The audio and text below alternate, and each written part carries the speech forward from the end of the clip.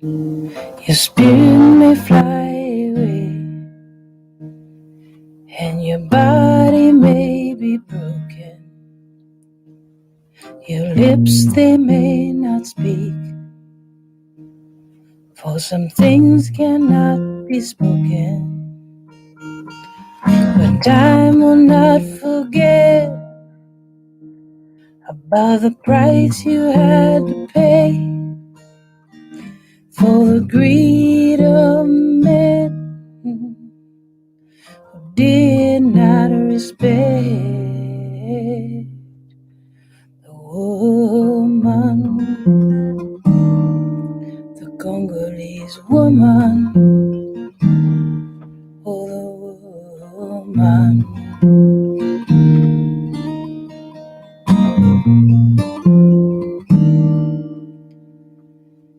They hurt your body and your mind, and they take away your land. They take away your jobs, put guns in your enemies' hands.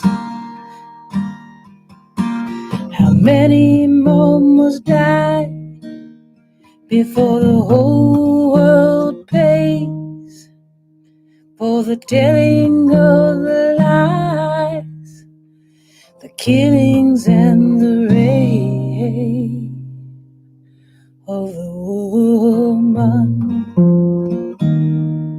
the Congolese woman?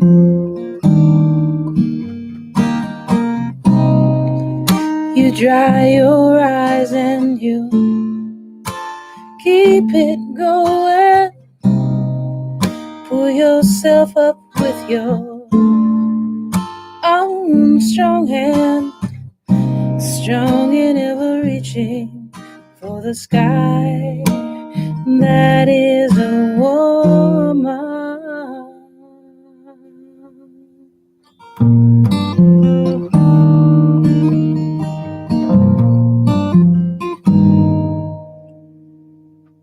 Your spirit may fly away, and your body may be broken. Your lips, they may not speak, for some things cannot be spoken. But time will not forget about the price you had to pay for the greed of men who did not respect the woman, oh, the Congolese woman, the woman, Yeah. oh, the woman.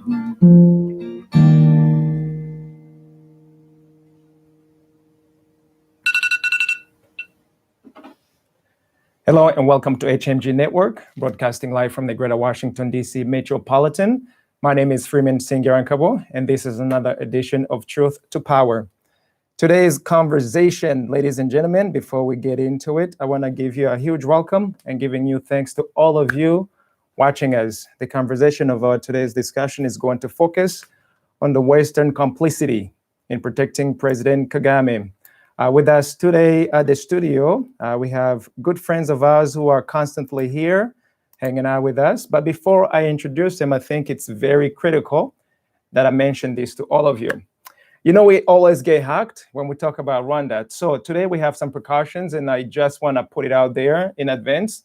If this connection gets interrupted, you guys make sure, especially those of you who are following on social media, make sure that you go back on the HMG main page.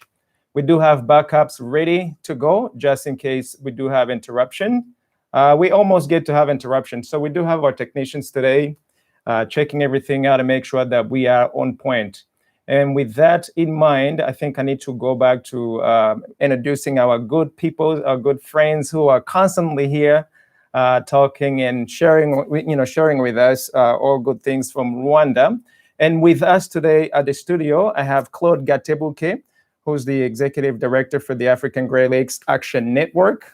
We have Judy River. For those of you who do not know Judy River, she's an author of the book In Praise of Blood. We also have Kambale Musavili. He's the analyst and for Center for the Research on the Congo. Now, today, the conversation we are going to be having, the kind of conversation we normally have in the living room.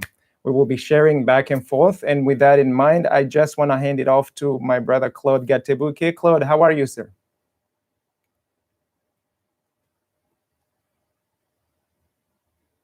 And honored again to share the stage with Judy, whom I've presented with a number of times, multiple times, and always knocks it out of the park. And Kambale, I feel like we are back on the Break the Silence tour. We spent months and years on the road together, raising awareness on things that people did not want to hear about. We continue to do that.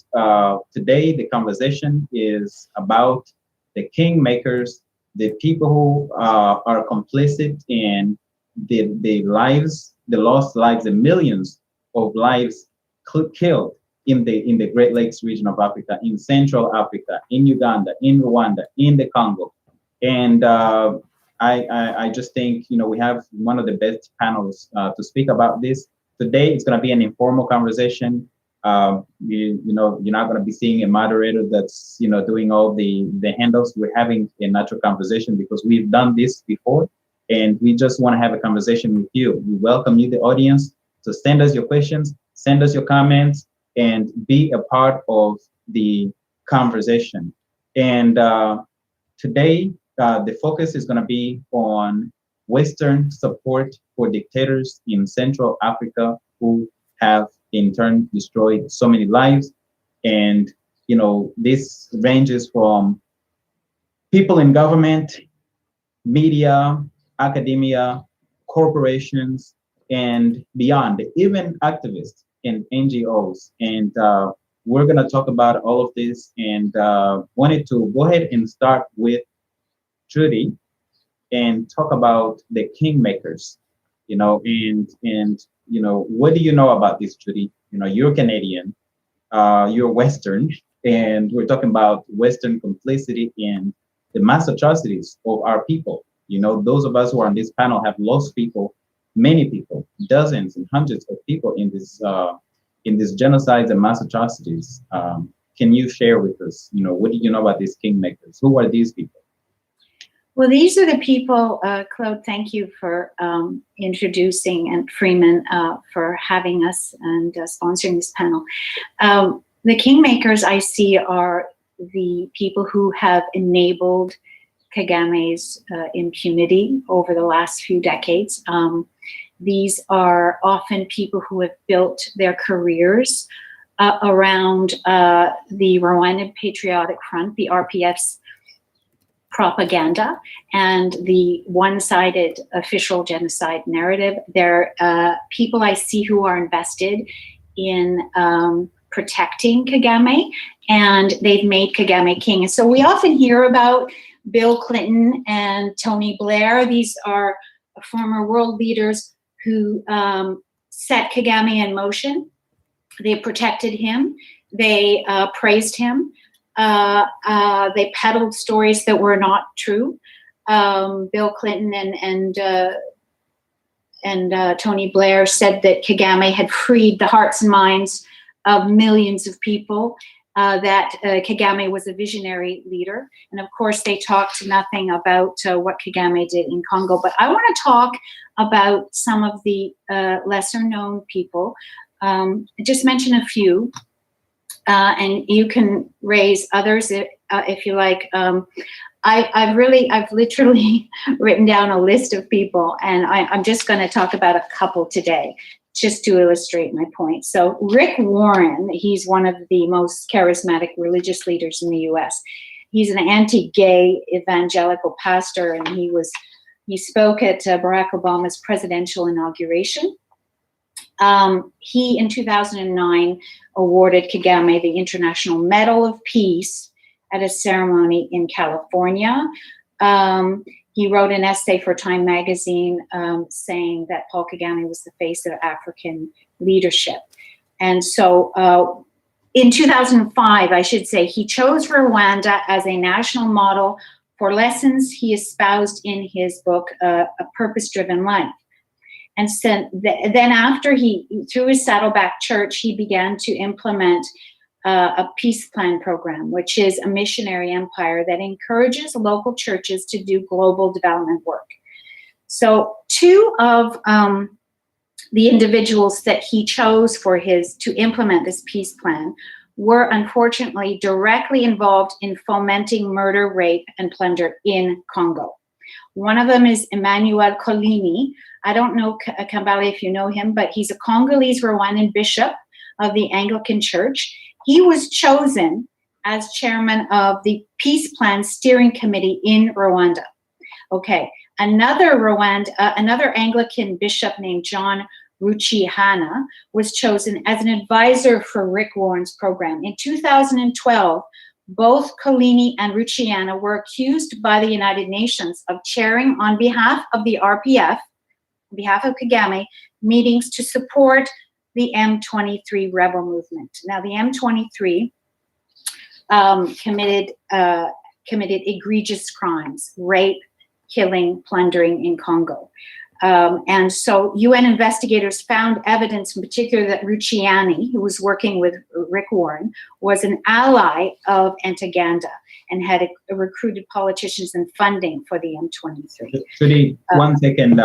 Can you speak a little bit about who Ntaganda is? Because people will not understand when you say Ntaganda, just to make sure that they understand this Pastor Chahana and the connection with Rick Warren and the M23, which killed and displaced over 1 million people in the space of 3 months in 2012 with the help of Rwandan generals. Maybe you can speak about that, and we'll add into it. Yeah, well, I mean, Kambale knows more about Ntaganda than I do, but he was a former Rwandan defense soldier, and he became an officer, and he was convicted in 2019 at the International Criminal Court in The Hague of war crimes, of rape, war crimes, killing, principally for crimes committed in Ituri. But he's been involved in M23 rebellion. He was also chief of staff for a previous Rwandan-backed militia called the CNDP. So for many, many years, he has been he's led Kagame's proxies. He did lead Kagame's proxies in the Congo, which unleashed bloodshed and horrible suffering there for the Congolese. So that is one person who I thought I would mention. Another person who's been very influential, I see her as a kingmaker in terms of having built her career around espousing Kagame's propaganda, and also one of the, what I call gatekeepers of the official genocide narrative. And these gatekeepers are people who uphold, enforce, and police the official genocide narrative. Her name is Linda Melvern. I know, Claude, you know about Linda Melvern. She's an investigative journalist, and she's the author of a book called The People Betrayed, The Role of the West in Rwanda's Genocide. Now, her book, which was published many years ago, is very influential and was very much read by a lot of people at the UN. But you know about what she did after the BBC documentary, The Untold Story, right? Yep. She pretty much led the campaign to discredit the documentary that actually demonstrated that Paul Kagame and the Rwandan Patriotic Front were responsible for shooting down the plane carrying the Rwandan president, Habyarimana, and the Burundian president, Nadiamira, in 1994, that set off the genocide. She led that campaign. She's still leading a campaign today, borrowing from Kagame's playbook. Yeah, that's right. Thank you, Freeman. The two of us survived the genocide in Rwanda, the Rwandan genocide of 1994. We are on the on the hit list for Kagame because we refuse to change our story to match the official narrative that Kagame and the people who actually participated in the genocide, the RPF, that killed people during the genocide along with the extremist Tutsi. The RPF was the extremist Tutsi rebellion.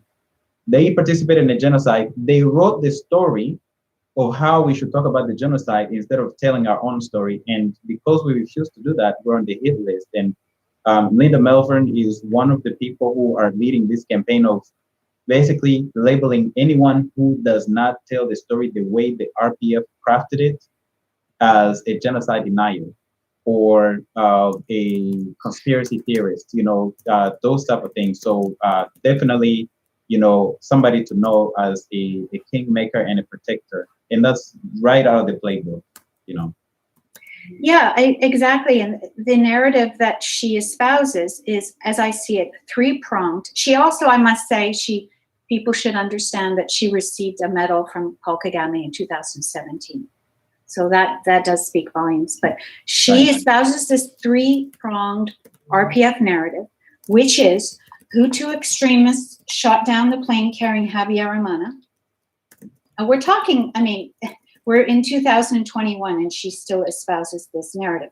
That's the first part, that Kagame's forces stopped the genocide and that the crisis in the Great Lakes region is largely due to the destabilizing influence of Hutu power.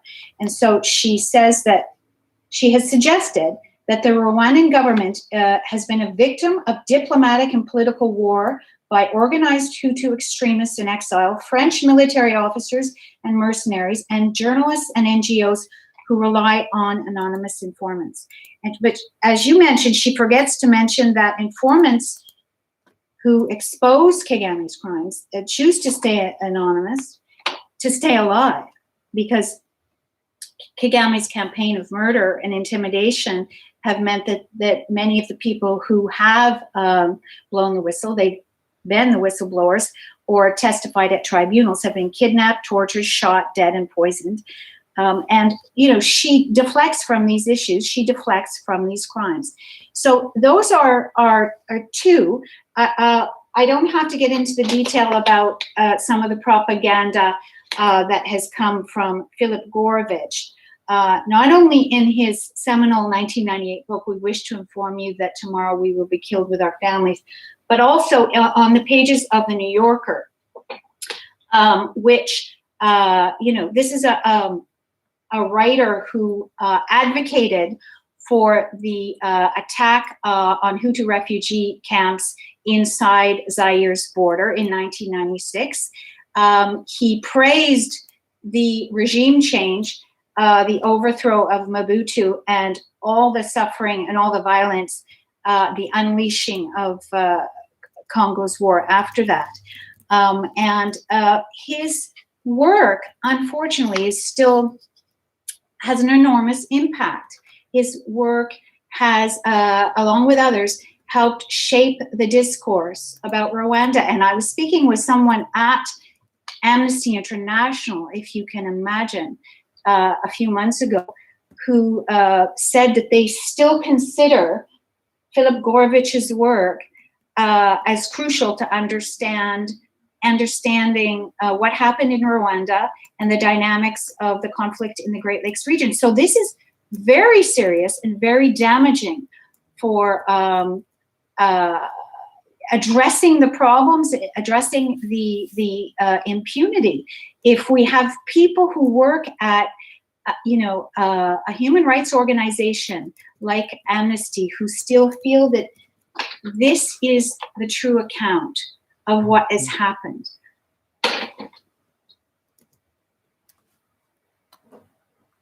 Thank you so much. But there are many. Yep. I appreciate it, Judy.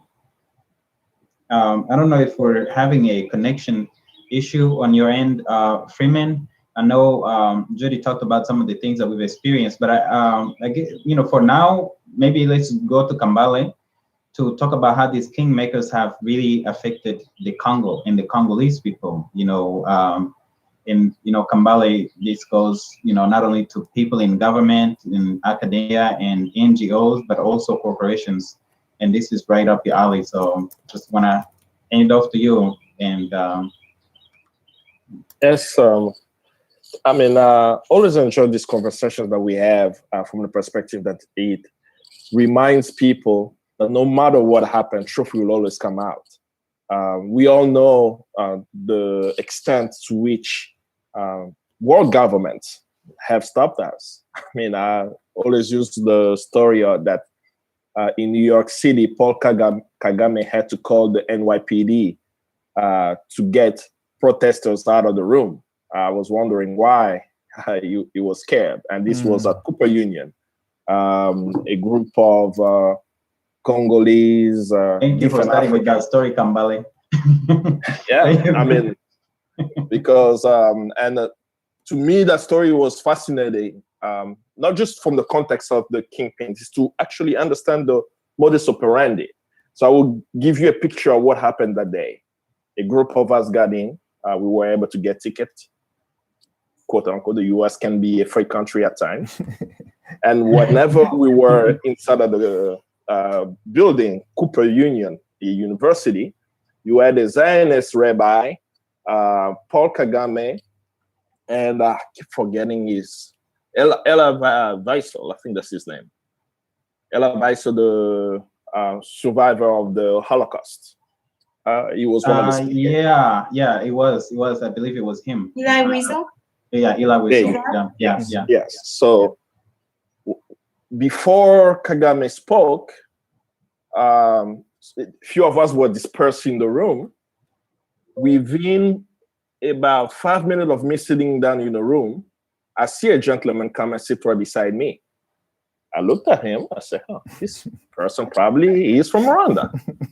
So I said, "Hey, brother, how are you?" I said, "I'm fine. How are you too?" And I tell him, I know what you are doing.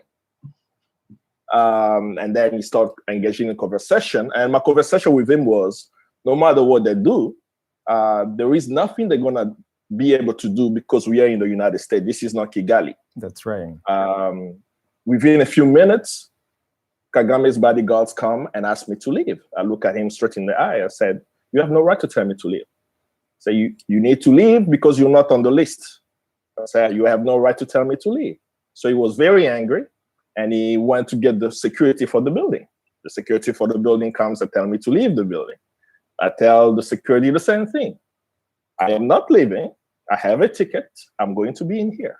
The only people who are going to take me out of here is the NYPD.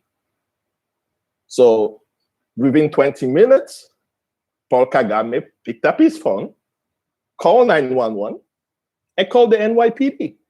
Wow. As soon as the NYPD came into the building, when I saw them walking, knowing the history of violence of the NYPD, I did not discuss with them. I stood up and walked out. And the officers asked me what was going on. I said, well, I told them that I'm not going to leave the building until the New York Police Department asked me to leave. But the reason why I'm sharing this story, right? Of course, the event went on. There were a few that were not able to remove because they did not know who was who. But they were able to do the actions. But the reason why I brought that up, it was to remind this webinar or different actions that we've done to protest against tyrannical leaders coming to Washington, be it General Museveni of Uganda or General Kagame of Rwanda, is you can't silence the truth, and justice will always prevail, no matter what the tactics are.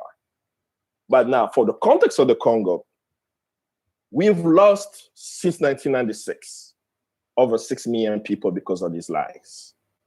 In the process of Congolese people dying, you have had numerous corporations actually cutting deals in the middle of the war. So let's look at the first war, the 1996 to 1997 war.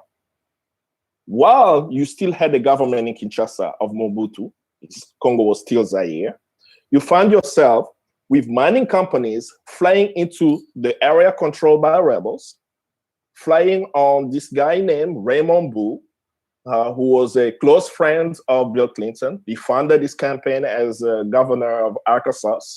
I'm not sure if he did find his presidential campaign as well in 92, but it's possible because of how close he was.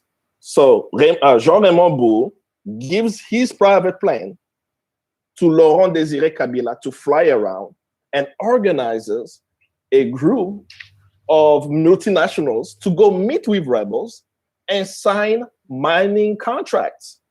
So this is not even like a mysterious thing that people have to dig too hard to find.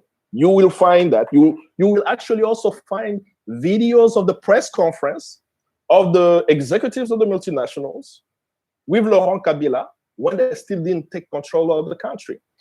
So some of these corporations, Jean-Raymond Bou had a corporation, American Mineral Fields. Kambale, some of the audience probably doesn't know who Kabila is. I think, we take for granted that the audience knows who Kagame and Kabila and Museveni are, but, Exactly. they just, let them know a little bit as we, talk about these names. Yeah. So to frame the conflict in the Congo, we have to also look at the region. The way I always present it is the war in the Congo is a war waged by U.S. allies, Rwanda and Uganda. We invaded the Congo twice in 96 and 1998 and continue to support proxy rebel militias. Since that time, they haven't left the Congo up until today. This war started as an invasion backed by the United States militarily, with equipment and logistics. There is no way in a country the size of Western Europe that a rebel group can move from east to west of the Congo without logistical support. Knowing that Rwanda does not manufacture planes or big military equipment, we can only infer that they were provided military logistics by nations that support them, the UK and the United Kingdom. So with this war of 1996 that started as what Paul Kagame wanted the world to know is that they invaded the Congo to go after the so-called genocidaire in the Congo. Somehow they closed their eyes somehow on the genocidaire and found themselves all the way, thousands of miles away from their border to Kinshasa. So we know already this was not the purpose. But in the process of invading the Congo, they committed heinous crimes. And we always use the example of Tiki. I mean, there have been many massacres that took place, but Tingi massacre is the one that even in court is very hard to erase. A refugee camp filled with Congolese and Rwandans, Hutus, Hutu refugees in there, in hundreds of thousands who are living in there, mysteriously disappear, according to Rwanda. According to information that we have from NGOs who were on the ground during the time, from survivors themselves, right? Hundreds of thousands of people were massacred in 1998 in the DRC. Put in mass graves, some bodies were incinerated so there won't be even remains of them. Yeah, right. Burnt bodies. Yeah, but even though they did all of that, in 2021, we're still talking about Tingi.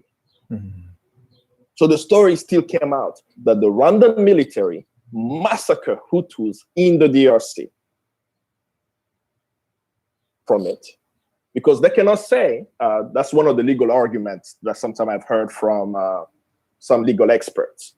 The question of genocide, where Kagame could say, I killed the Congolese because wherever they lived, there was diamond. So the moment the intent changes, it cannot be genocide. Or I killed them because I want to get access to land. So it can be war crimes and crimes against humanity. But we do know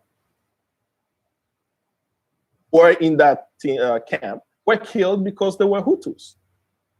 There is no other reason. There was no diamond under that refugee camp that he cannot.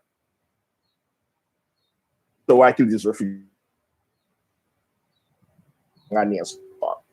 And this same position can be placed in the different massacres that continue till today. Where we know, for example, in Beni, the people who inhabit that region are Nandes. And where systematically, for the past 5 to even close to 10 years, people are being killed there. Why are they being killed? So the question of genocide becomes the contention. But these crimes, as they were taking place, right? One talking 96, 98, I'm speaking about the Tingi massacre, for example. During that time, you had people with suits flying into the Congo signing contract with rebels. We have them on video, and no one has ever been arrested. Yeah. So that's something that we should all ask ourselves. The question of justice, one, information is widely available, and yet there is no action. We know why. The viewers may not know why it's not happening. In a talk about it. Simple, talk about it. Yeah. In a simple term is political will, right? But for me, political will is sanitizing actually accessory to the crime. You know, whenever you are in the United States, you know about the RICO Act that helped stop the mafia in the United States. They didn't talk about political will to arrest the people in the mafia network, right? They implemented the law. They were able to find a way to arrest people through tax evasions and pin some charges to be able to hold them accountable. But for crimes in the DRC, for crimes in Rwanda and Uganda, we throw this word, lack of political will. No, it's lack of justice. It's not lack of political will.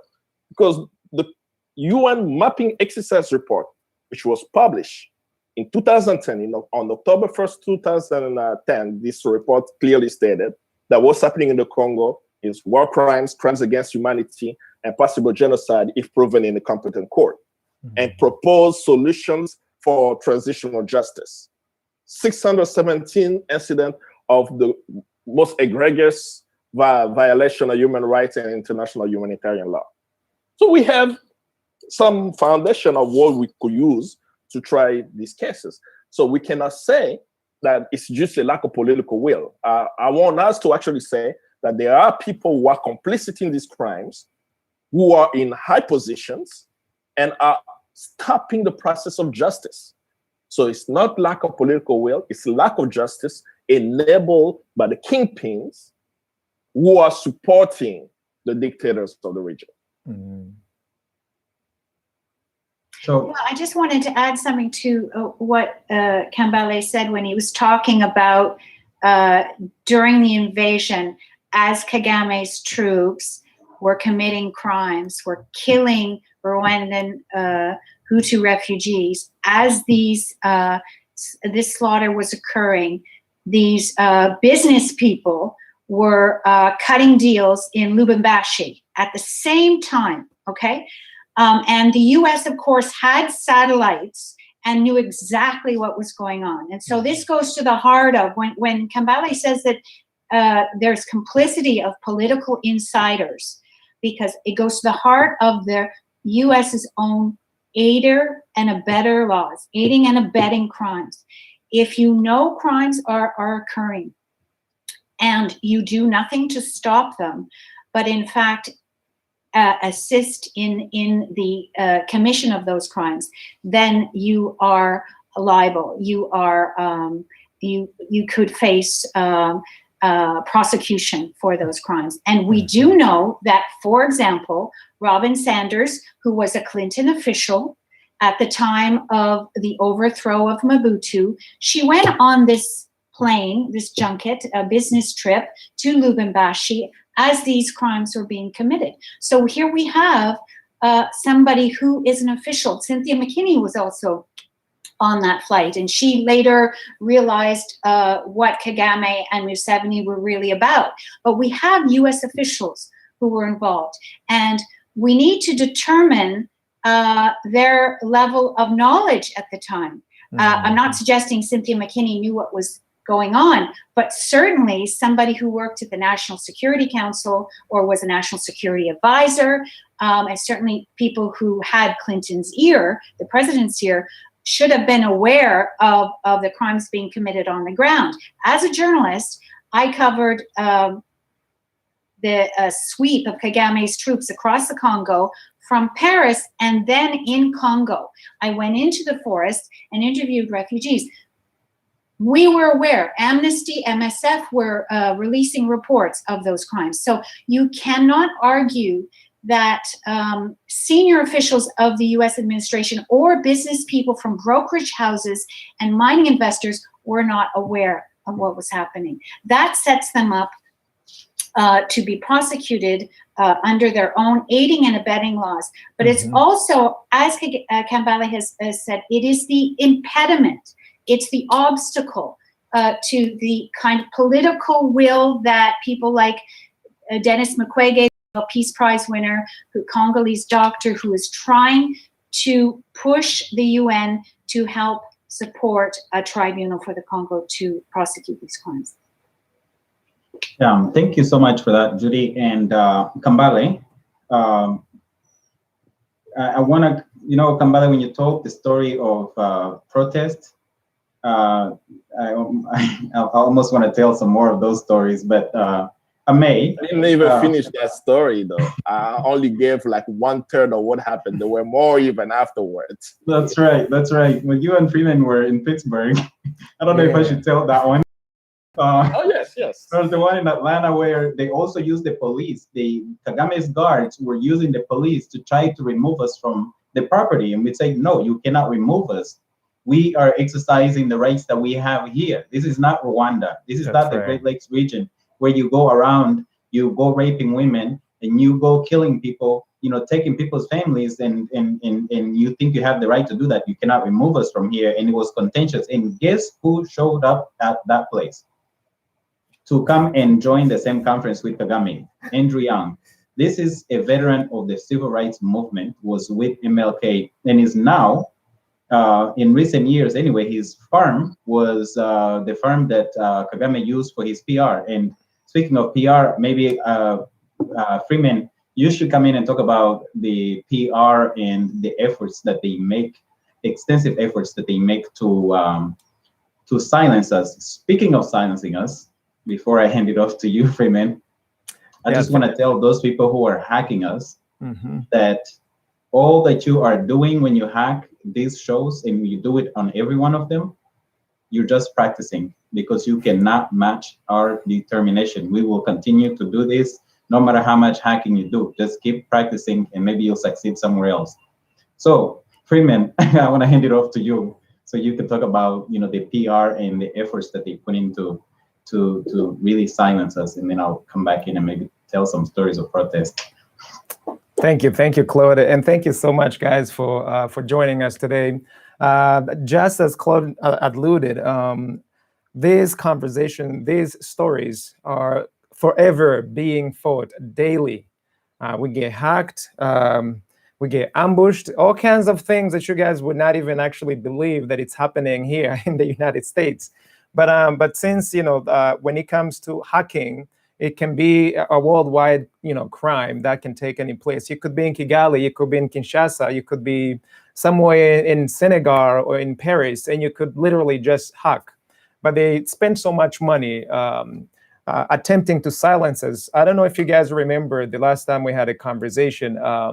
We were talking about, Claude, remind me the very recent conversation that we had, and we just dropped a few names, and before you know it, the whole entire building went dark.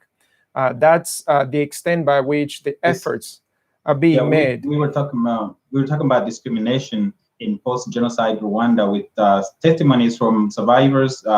JP, Jean-Pierre, I know you're watching, and Delphine were both telling their stories of surviving the atrocities in the Congo, and then what they experienced, Delphine going back to Rwanda, and the atrocities, including the Tingi and the massacres that Kambale just talked about, that JP survived. And I was talking about my escape from Rwanda, through Uganda and Kenya. And all of a sudden, and you were part of the conversation, and all of a sudden they shut us down. And that was the first time. So just want to let them know you're practicing. Yes, I would agree. I definitely agree. You're definitely practicing. Just to let you know, we were young. We were literally young back in those days, but we've grown, and we've grown here in the States, in the Western countries. We're learning the same skill set that they're using against us. So today, when it comes to media complicity against these crimes, the death of millions and millions, if any of you can tell me, how is it that today all the acclaimed international media house are barely covering any news story from the Central Africa, from the DRC, from Rwanda, from Uganda, from Burundi? They are completely silenced. It is not by mistake that you do not get to see these stories, given the fact that they are not only they're juicy, but they can actually, you can see all kinds of gruesome pictures. You see them on social medias, you see them on WhatsApp, you see them on Instagram, you see them in various social media platforms. But have you ever wondered why is it that you never get to see them as much on regular television stations? These companies are ruled by some of the most powerful men and women all over the world, who are also complicitly in what's happening in the DRC and the Central Africa in general. But some of the companies, you guys may know, Rwanda has spent so many millions of dollars over time. We've been able to trace the amount of money that they've been using since 2010. They've spent somewhere between anywhere between $100,000 a month and more, just in the United States, to clean out the image, to make sure that there's a rhetoric, there's a narrative that actually cleans up, that shows the best image that can be produced when you're presenting Rwanda. Now, this can be so ironic because I am from Rwanda. And the fact that I speak of this, it may sound like I'm hating on the country. I love the country, but I also love the truth. We have to be able to speak the truth as it is. Imagine the Congolese woman right now who is being raped, but there's no media to tell the story. And any story that comes out gets shut down before it makes it to the station. Just as you have heard when Judy was reporting along with those journalists there, ask why is it that some of those pictures, some of those videos, you will never get to see them. So we've decided as journalists at stations as well as studios that we are going to push forward. We are going to do the very best that we can to cover these stories. These are our stories. Since the mainstream media will not cover them, we have the skill sets, we have the knowledge to do that, and the capacity to a certain degree. In fact, we are going to be asking all of you to support us so we can be able to add more fuel to covering our stories. Because in 2021, it is absolutely, how can I say it? When I see a woman being raped, a young girl, a little girl being raped in front of her father and her mother, immediately afterwards, you see, the same mom who was just watching being raped in front of that daughter and the husband. These are the things taking place literally in those countries, in Rwanda, in DRC. We see them on YouTube, we see them on social media. They are actually strong enough now to actually bring those pictures. One of the downside to these images, most of them are in Kinyarwanda or in Swahili, some of the languages that you guys will not really be as interested in. However, we are making every effort to bring it to your table. Think about here right now, we're in Washington, D.C. metropolitan. How many times do you hear of someone in Washington, D.C. getting raped and the police goes silent? The FBI doesn't do anything.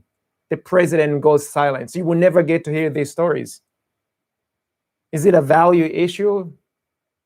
Or is it just not as, I suppose we are still human beings. So the fact that the media doesn't cover it comes down to who's controlling the media. Who tells the media what goes on and what doesn't go on. And this is why here at HMG station, HMG studio, we are committing to reporting these stories as bad as they are. We are going to bring it to your table. since the mainstream media won't do it, we will do that. And I want to literally ask all of you guys to support us in doing this. These are our stories. Sometimes you notice that if someone is in such tragic moment when they're being killed, literally, and we happen to pull the story out, at least all of you get together and we fight against it. A perfect example that I can drop out to you guys in case you something that's currently going on. There is a powerful woman in Rwanda right now. Her name is Idamange, Yvonne Idamange. She's called out the government. She's called out the president. She's called out the local leadership against the crimes being committed to the people, against the COVID-19 measures and policies that are not in the best interest of the Rwandan public or the public there. The fact that the president and the leadership has been literally absent. There are rumors that President Kagame is dead. And speaking that in the open has literally landed her a ticket to prison, a ticket to being tortured. She was apprehended. She was arrested from her house on February the 15th, and we so happened to have been live in Kenya, Rwanda, and she called us on the phone.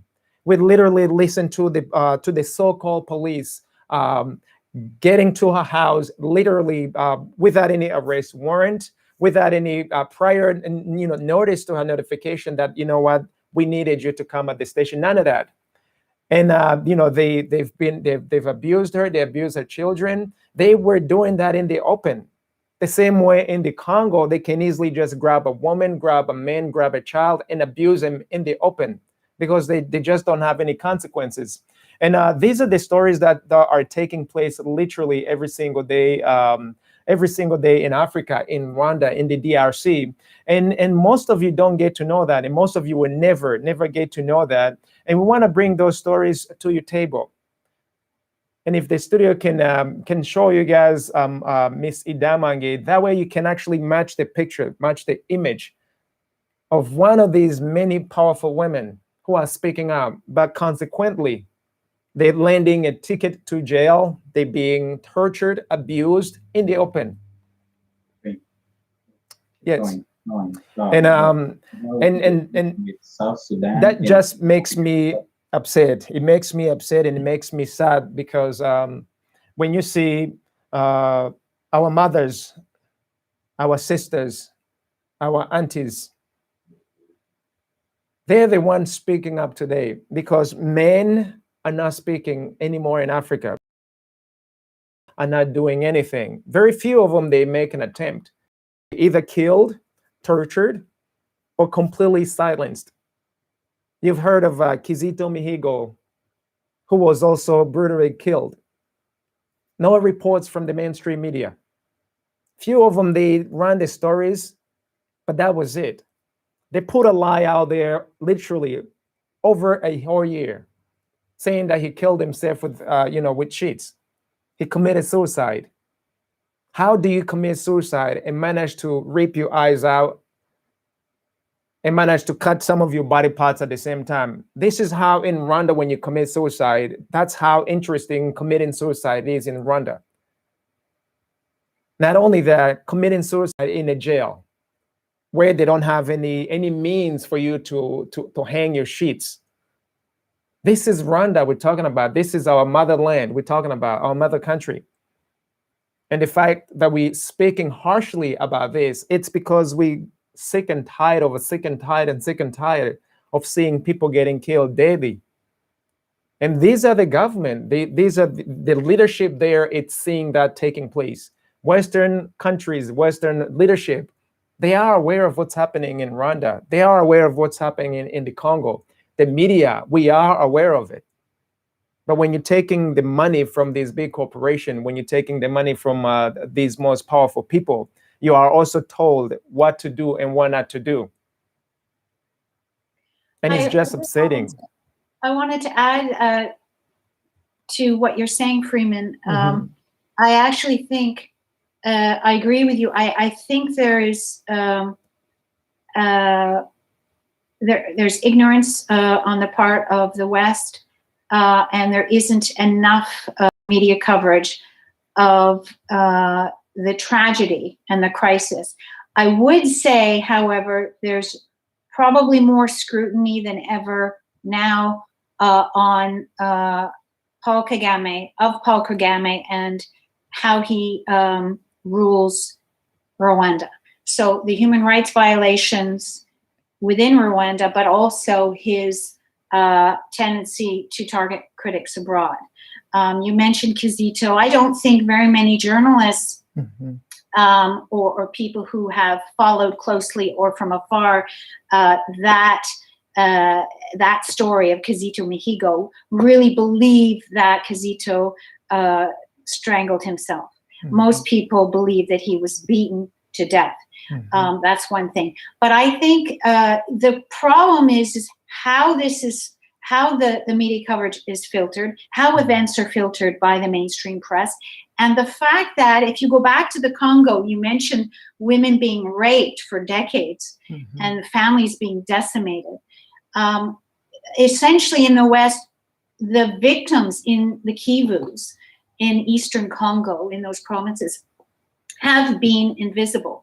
And the dominant discourse among people who have power, those are congressmen and people who can develop policy, enforce policy towards Central Africa, has been that Kagame has stabilized a region, that region, and which is exactly the opposite of reality.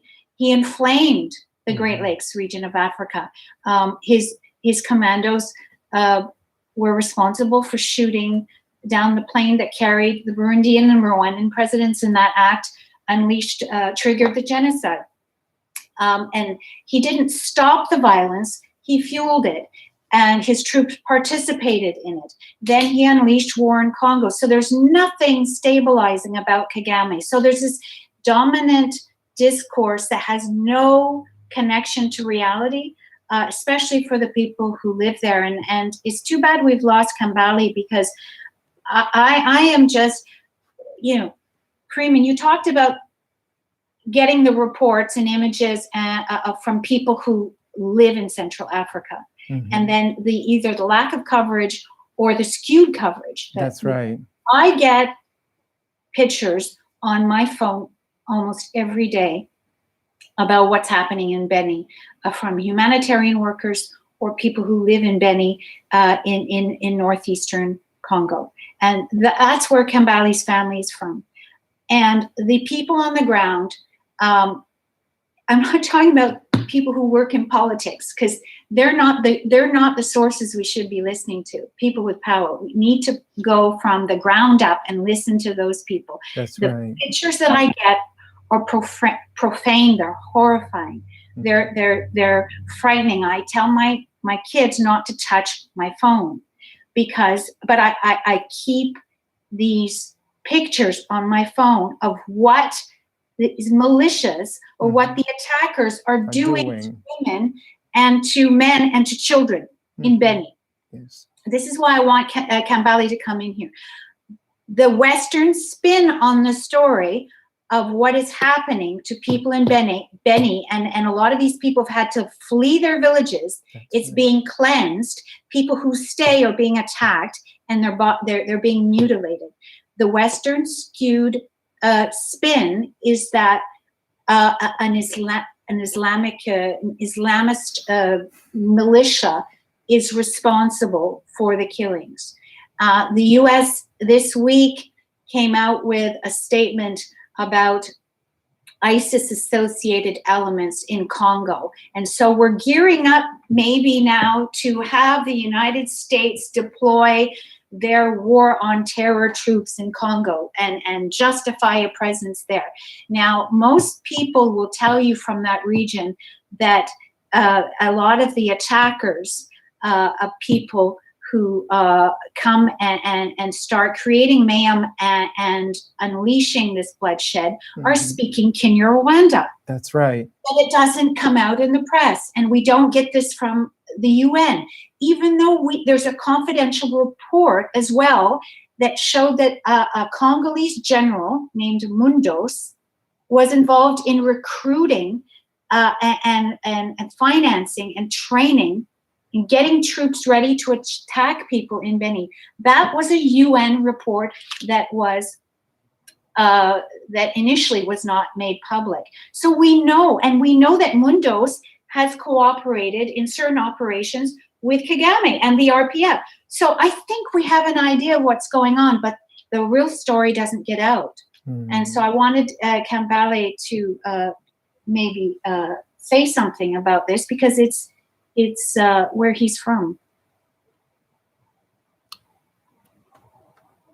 I guess we've lost Kambale because of I the. think Kambale is here. So Kambale, feel free to join to speak up when your technology is cooperating. Yeah.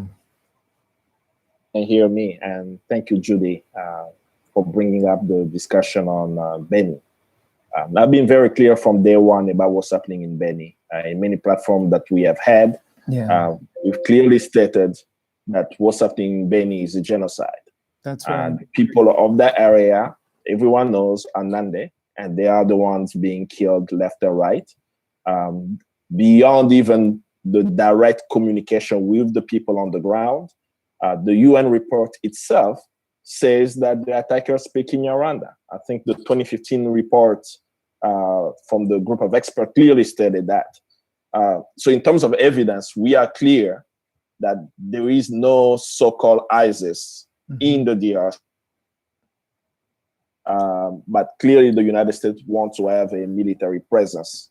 But it does not address the question of Congo's neighbors, Rwanda and Uganda, supporting proxy rebel militias. So it diverts the attention to actually what's taking place.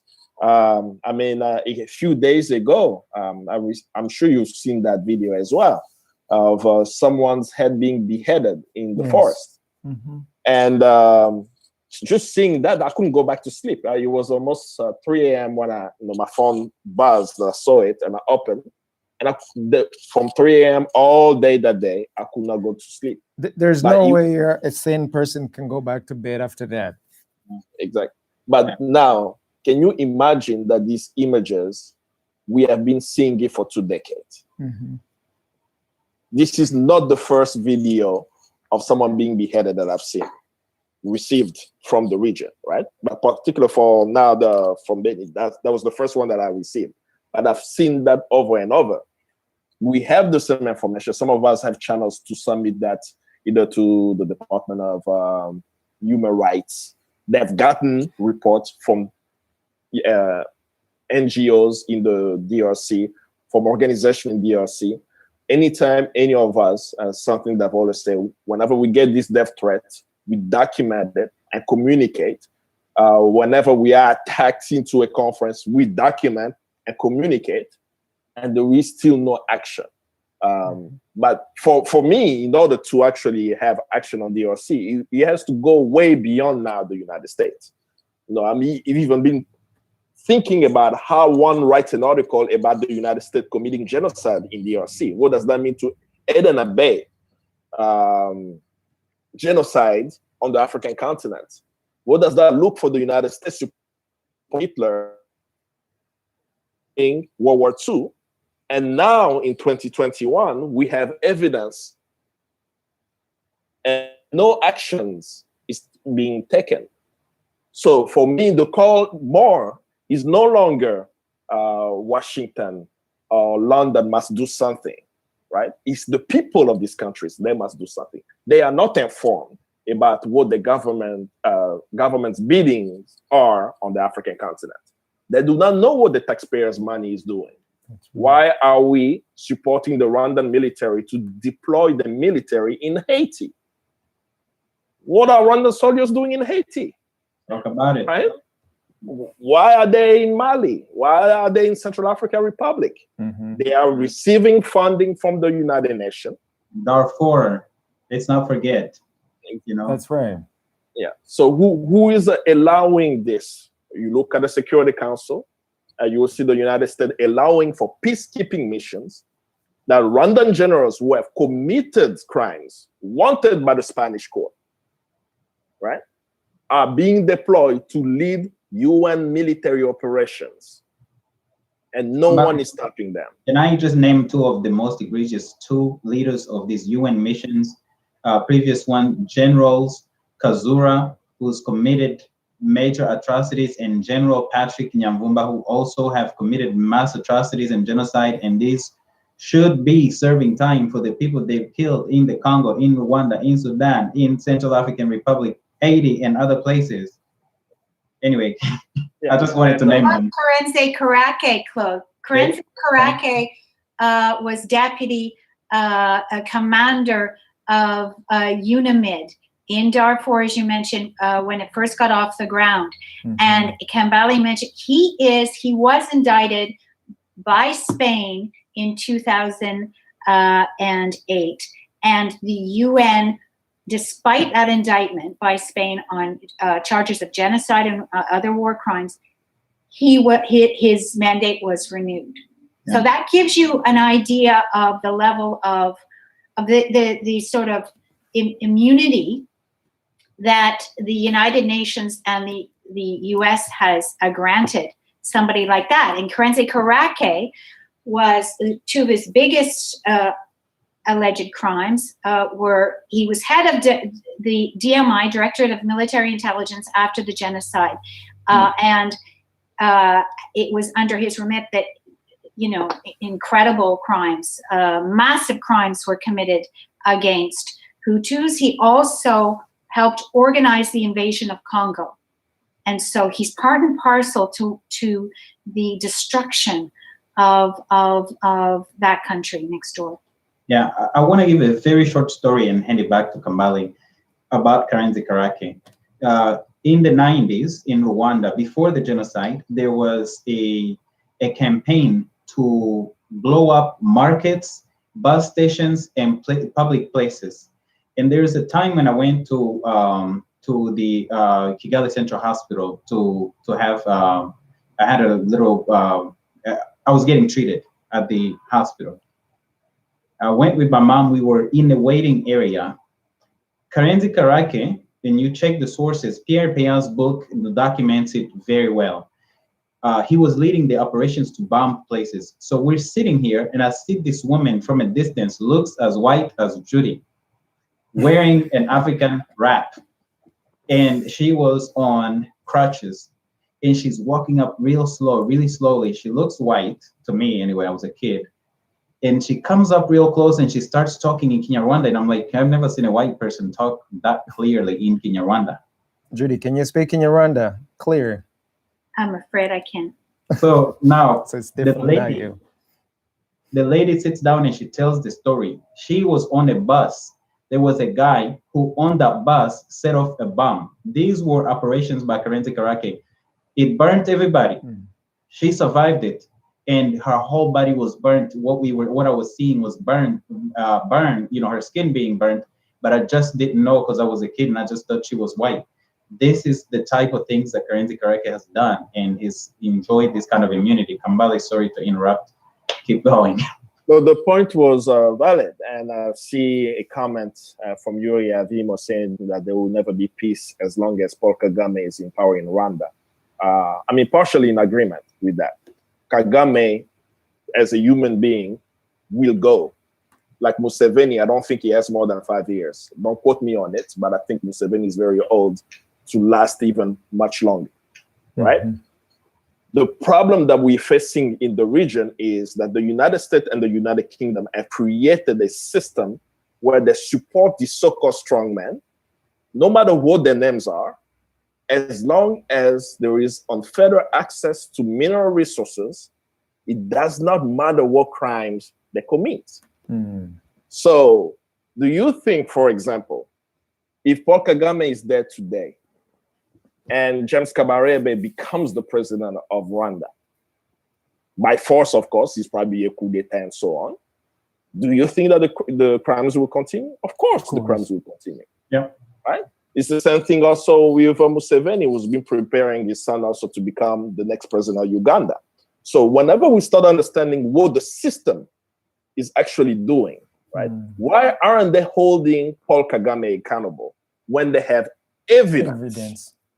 We know that. I mean, you can literally go to WikiLeaks and type in Dear Hillary campaign, and you will notice that in the WikiLeaks cables document, that within the State Department, they were discussing the Dear Hillary campaign.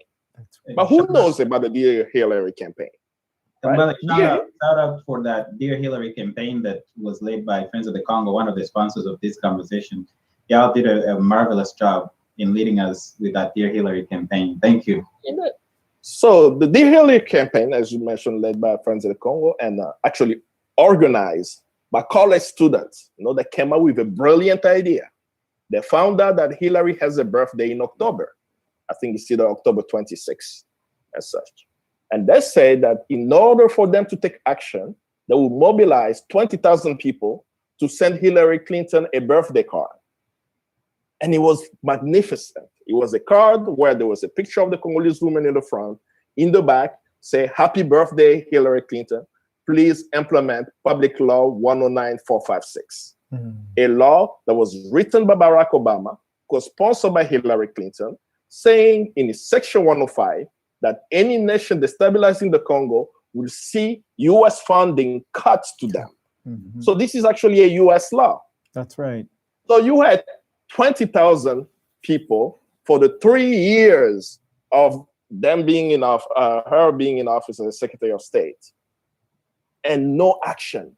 The UN mapping exercise report of October 1st, 2010 was released under the Obama administration and under Secretary Clinton. They shelved this report and didn't take action on it. And thanks to WikiLeaks, we know they were discussing it. Because you can go, as I mentioned, you can go to WikiLeaks and look at the cables. You will see that the State Department, her office, was discussing why are these American students sending them postcards around a conflict abroad. So they knew what was happening. The American people did not know. When they found out, they decided to take action, and they did everything in their power to stop it. Now, let's fast forward for now, because we're in 2021. There is a so-called new president in the Congo. This so-called new president in the Congo is the chairman of the African Union at the moment. At the ICC, I think the deputy president is Congolese as well. Within SADC, Congo has stature also. Congo is trying to join the East African community as well. Of all of this, where we will think, because Congo has now this stature, there may be things that could happen. You see Patrick Mvumba, I hope I'm saying his name right, the Rwandan general, flying into Kinshasa, meeting with the president of the Congo, Felix Tshisekedi. Yeah, and this is somebody that's killed millions. And he's not been involved in he's millions. still Congolese, right? That's right. Yeah. And if he was in Kinshasa, and he was not arrested. But So Paul what- Rusesabagina somehow ends up in Kigali from a James private jet. Can you Kabarebe- imagine? James Kabarebe the same, right? And I can keep going. And worse, the president of the Congo goes to Kigali, and I think it was the right thing to remember the Rwandans who died in a genocide. He went and bowed. We know Rwandans died, Tutsis died, Hutus died. So it was proper thing for him to bow for the Rwanda genocide. And during a press conference in Kigali, speaking around the situation in DRC and Rwanda's presence in the Congo, he's going to say in Rwanda that this was collateral damage. The president of the Congo today in Rwanda said that the deaths of the millions of Congolese is collateral damage. My own grandfather, now it's almost 2 years, did a hunger strike because of what was happening in Beni. He decided to do a hunger strike in around the beginning of September, end of August, and within 2 weeks, he died. He refused to eat. And what he told people was, when there was independence, and they killed Patrice Lumumba. And then the war started because people started resisting. He, as a young person, had to take my mother, his wife, and flee because he was an MNC member of Patrice Lumumba. Right? So he had to flee and send my mother and their family somewhere else. So he fled, I think, in Uganda. My mother went to Mongwali in the north, and they went into hiding. So he had to run for his life. He doesn't understand why now he's in his 80s that he still has to run for his life. And he decided, I am not going to eat. And due to his hunger strike, he died. And worse, after he died, the Congolese army took my grandfather's home. So this is just a small story of just one family. And there are many families who can say how this war has impacted their lives. And my president in Congo today calls that collateral damage. And I wanted to share that so that we look at the system to know that when Kagame leaves, if the system that supports these dictators is not dismantled, we will have another dictator. And that's why it's important of who we appeal to. We're not appealing to the British government.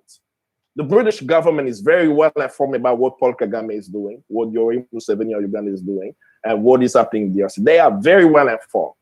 Judy even mentioned they have satellite images of the massacre. We know that they have satellite images because when Rwandans were tried in the United States for when they lost their citizenship, a few years ago, there were Rwandans who were targeted for lying on the citizenship form that they were in Rwanda. I don't know what the technicality is. But to the surprise of everyone, a US prosecutor brought in as a record satellite imagery. That's right.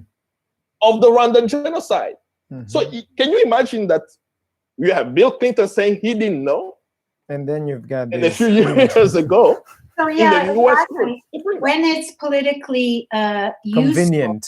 When it's politically convenient for the US to use this material, this satellite imagery, showing roadblocks or possible, disturbance in Earth, which suggests mass graves in certain zones, whatever, shooting, killing, slaughter. When it wants to, it does.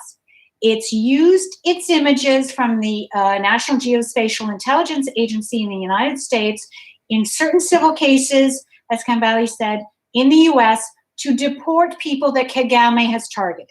Number one. It has used at international criminal courts like the ICTY for the former Yugoslavia, satellite images of the massacre at Srebrenica to prosecute Mladic. So when it does want to target someone, it delivers the evidence.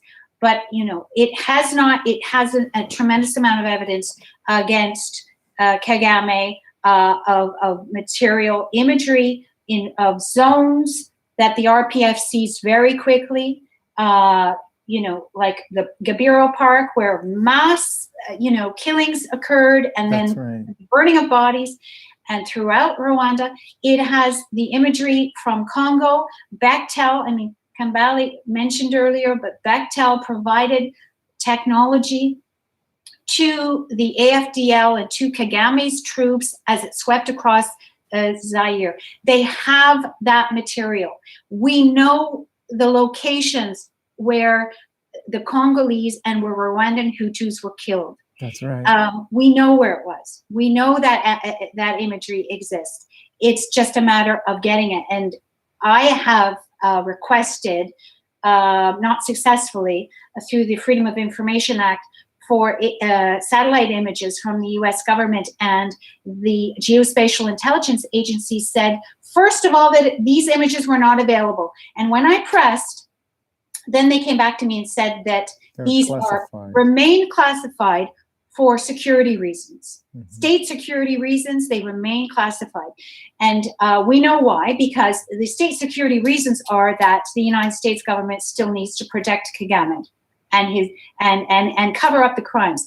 So what I've suggested is that a class action suit of some kind, or some kind of group, a coalition of people, demand that those images, which under law should be declassified now, because it's been 20 years since these crimes have been committed, should be declassified and made available to people for civil cases and international cases where the RPF could be prosecuted.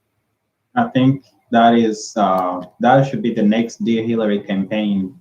You know, to put the evidence, to get the evidence on the record, get it out here, so that all of these people, all these deniers, Kambale, I know you didn't finish making your point. Before I start jumping into mass murderers like General James Kabarebe, who said this past summer that there was not a body found in the Congo. Anyway, I'll get back to that. Let me hand it back to you, Kambale. I'll get back to James Kabarebe and his record and some of the stories. Now, I think I want to touch on another questions, and it's maybe because of my Pan-African way of looking at the conflict in the region. This question of Tutsi and Hutu, you know, me not being from Rwanda, right, not knowing everything about the history of Rwanda. When I hear someone, I'm just going to read it. I don't know who the individual is, but the question is, if we keep saying and accept the genocide against Tutsi in 1994 and remember and sympathy for Hutu who died from 1994 in Rwanda and Congo, do you think it's sustainable for Rwandans? I ask myself, when we're thinking about crimes, are we saying that due to the convenience of a fake reality, we will lie about what happened?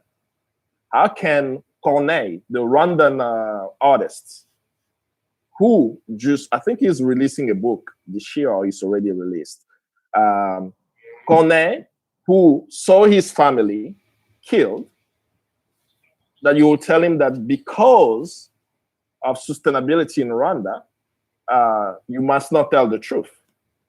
So in 2021, I can honestly say that this premise is false. Because since 1994, that's been the premise. Has there been sustainability in Rwanda? No. 40% of Rwanda's budget is funded by Western nations. That's right. And if it's not for Congo's mineral resources, maybe the economy will crash. And even with those resources, the money that the Rwandan government is stealing from Rwanda, it's not going to the average Rwandans. You know, I hear that there is a neighborhood called Vive le Congo, like Viva Congo. That's where the elite generals live who have looted Congo's resources. Rwandans in Kigali, they know that this exists, right? So the average Rwandan is not benefiting from the wealth. So we know that the premise of saying, let's not tell the truth about what happened, has not stopped the killing, the abductions, the assassinations, the wars for the past 2 decades. I believe a true and honest storytelling by the Rwandans themselves, who have faced the conflict from all sides, is what's necessary. And under Paul Kagame, it's not possible. Corneille cannot speak that Paul Kagame's soldiers killed his family. Were they Hutu extremists who killed Tutsis? Yes, it took place. Did Paul Kagame shoot down the plane? In my opinion, with the evidence that's been presented by the different judges, I think Bruguière was one who looked at the case, that we know that the stock of the missile that shut down the plane could only come from soldiers supported by Uganda, which is the RPF. Ambale, there's also soldiers from the RPF, 2 of them who were bodyguards of Paul Kagame. Shout out to Alois Ruyenzi, who talked about the meeting to plan the shooting down of the plane. He started talking about this in the early 2000s. I think he's one of the most truthful people that we've seen around this thing. He was Kagame's bodyguard. He was in that meeting and he's talked about it. The other is James Nyandinda, who also talks about it. He's talked about how Kagame shot down the plane. Everybody that's come forward to give evidence of shooting down the plane that started the genocide is basically from the RPF, was a member of the RPF. James Nyandinda, I know you're watching. Shout out to you for coming out and telling the truth. So I just want you to keep going on that. We've got to tell the truth, and everybody's got to tell the truth. And I just salute the people who have come forward and told the truth in spite of the dangers and all of the pressure to be quiet or to lie. And I think that the truth will liberate us. That's right. Because those who committed the crime do not expect the truth to come out. So they create a era of terror. And this terror is to make sure that because whenever you start seeing what happens to critique, I may lose my life, I may lose my job, I may lose my, whatever privilege I have, you start thinking twice. But after 2 decades, it doesn't work. Now wait until you speak up, because every year that passes, things only get worse. In 1999, we did not have 6 million.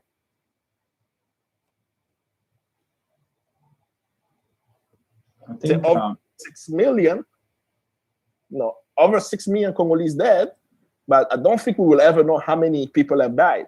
So if we think that what is happening in the region, right, based not with opinion, with facts on the ground, that there are war crimes, crimes against humanity, and genocide taking place, you do not have to be Rwandan, Congolese, Ugandans, Africans, or a human being on this planet to say that this is wrong and must stop. That's right. And that's the call for everyone watching.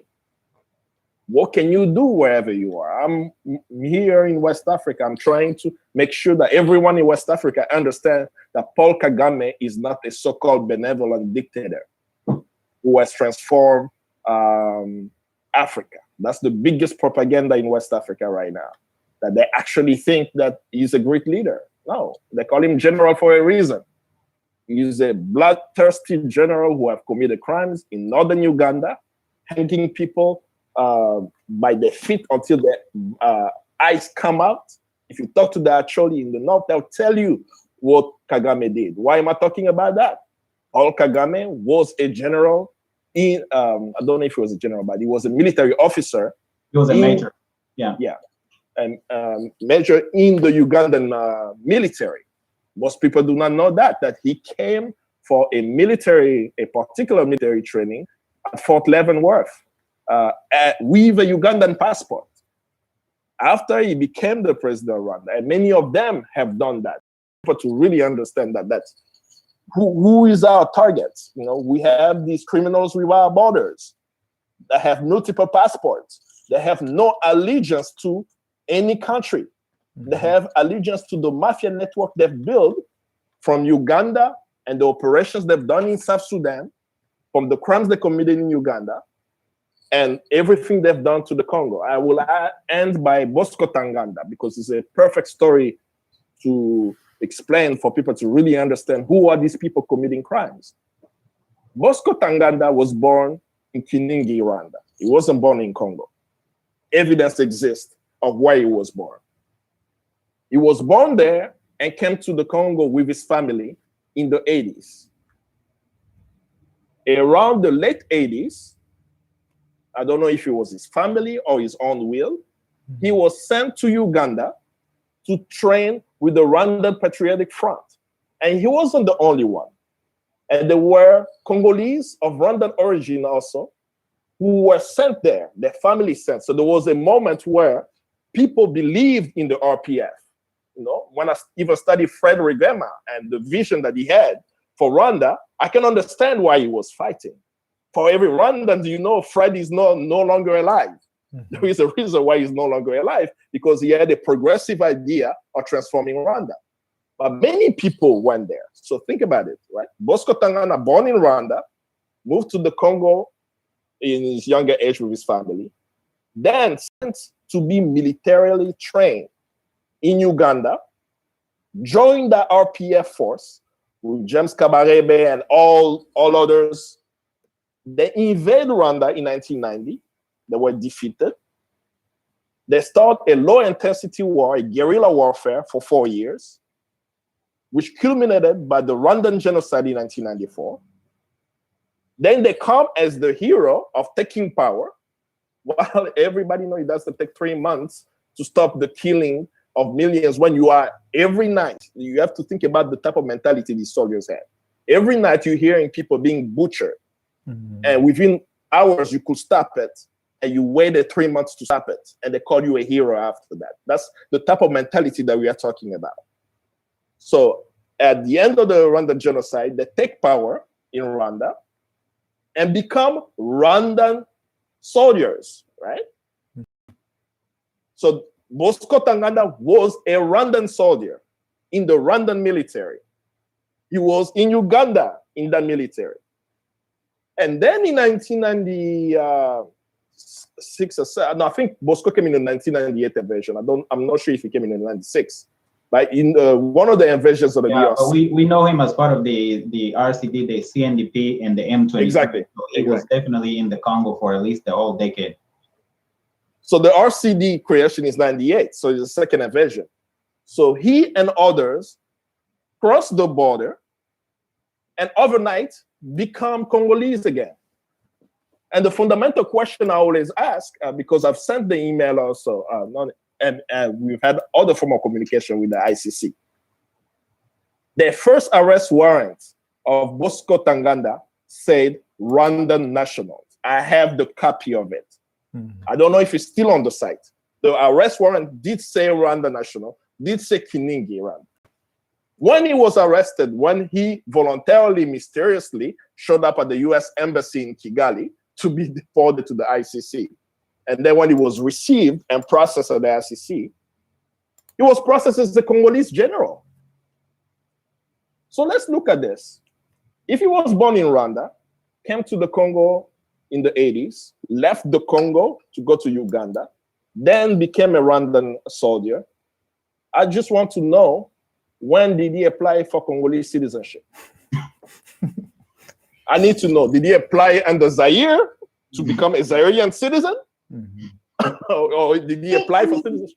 It's incredulous that, the mind boggles, because the Congolese watched Ntaganda be brought into The Hague. He gave himself up at the U.S. Embassy. The arrest warrant had been circling around for a few years, and then the trial began.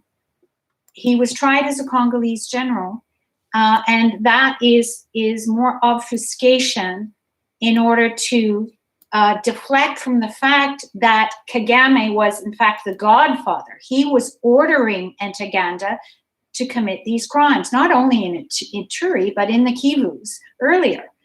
And when Stephen Rapp, who was the U.S. ambassador for war crimes, I think almost a decade ago, instead of, there was absolutely enough evidence to bring Ntaganda in, and also to indict Kagame for crimes in Congo after 2002, which was the creation of the ICC. There was absolutely enough evidence, but instead, Stephen Rapp decides to issue a friendly warning to Kagame in 2012, which was, you better stop financing, creating, and operating militias in the Congo. At that time, it was the M23. But it was just a friendly warning. Back off, buddy. And that's, so he does it in more covert ways. But there are just all these illustrations of how the UN, and particularly Washington, has protected Kagame from being prosecuted at the ICC. And so the crimes continue in Congo. And what that does is send a message to the Congolese that their lives do not matter, that the suffering does not matter. And it's wrong. it contravenes every humanitarian law that we know of.